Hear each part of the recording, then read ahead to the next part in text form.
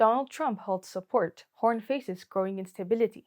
President Trump's public questioning of U.S. military missions in Somalia and Kenya, and reports that Washington has effectively suspended portions of military assistance, marks a sharp departure from the long-standing U.S. posture in the Horn of Africa. His framing that it is not America's job to guard countries like Somalia and Kenya signals a policy that privileged domestic first rhetoric over forward deployed counter-terror cooperation. The comments have already created unease among regional allies who depend on American intelligence, logistics, and funding. Hello, I'm Sanoz Amanil, and this is Analytica Today.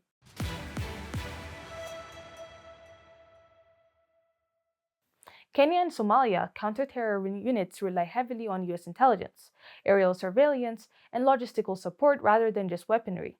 Recent reporting and U.S. military assessments warn that trimming that supports, whether temporary pauses to training equipment or funding, will degrade the operational capacity of elite units such as Somalia's Damba brigades.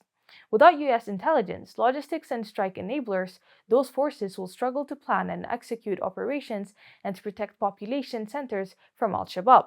That loss is not abstract. U.S. platforms and advisors have been force multipliers for partners' forces that otherwise face gaps in secure communication, precision intelligence, surveillance renaissance, and sustainment.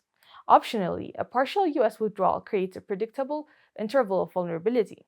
Partner units that have been built around U.S. enablers will struggle to sustain tempo, and actors such as al-Shabaab are likely to exploit the gap to assert influence in rural areas and along key lines of communication.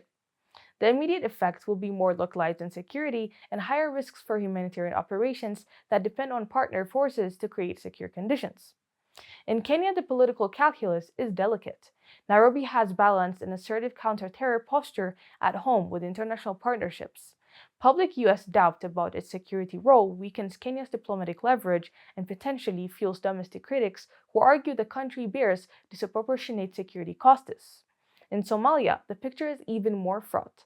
Mogadishu has already tried to court U.S. basing excesses and offered controls of ports and airfields as part of deeper security cooperation. These reflect gestures that underline how important U.S. backing is to Somali calculations about sovereignty, patronage, and rival regional ties. The prospect of less U.S. attention creates space for other external powers to deepen ties with capitals that need logistics, money, and political cover. Regionally, the timing is very sensitive. The Horn is threaded with unresolved maritime disputes, cross-border militia politics, and fragile state institutions. A visible U.S. retrenchment shifts bargaining power in expected directions. States will respond pragmatically. Some will accelerate security partnerships within alternative external actors, while others will double down on regional mechanisms to manage fallout. However, both responses take time and will not immediately substitute for U.S. and airlift. There are three likely medium-term consequences. First, terrorist groups gain operational breathing room. Past U.S. pullbacks in Somalia, including troop drawdowns and earlier suspensions of aid, have correlated with resurgencies in al-Shabaab activity. The group uses vacuums to extract taxes, retake rural nodes, and stage urban attacks. Second, the move accelerates a diversification of external security portions in the Horn of Africa. Regional powers, private military contractors, and non-Western states that are willing to provide hardware and boots for hire may find new openings. That diversification is not neutral. It reorders dependencies and can entangle partner states in transactional relationships with less concern for long-term institutional capacity building. Third, humanitarian outcomes will suffer. Security volatility complicates aid delivery and raises the human cost of food insecurity, displacement, and public health crisis.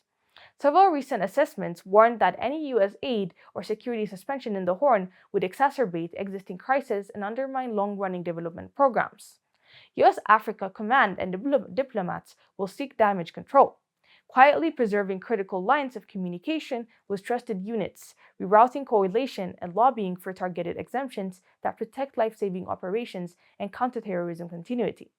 At the same time, regional governments will hedge, publicly criticizing U.S. rhetoric and some forta while quietly arguing continued cooperations and back channels. Expect an intense period of shuttle diplomacy as Washington attempts to square political signaling at home with the messy security realities on the ground. Recent reporting and U.S. military assessments warn that trimming that supports, whether temporary pauses to training, equipment, or funding, will degrade the operational capacity of elite units such as Somalia's Damba brigades. Without US intelligence, logistics, and strike enablers, those forces will struggle to plan and execute operations and to protect population from terrorists from Al-Shabaab. For the Horn, the immediate horizon is one of the increased uncertainty. Insurgents will test the seams, rival patrons will move in, and humanitarian and governance gains, already precarious, will come under renewed pressure.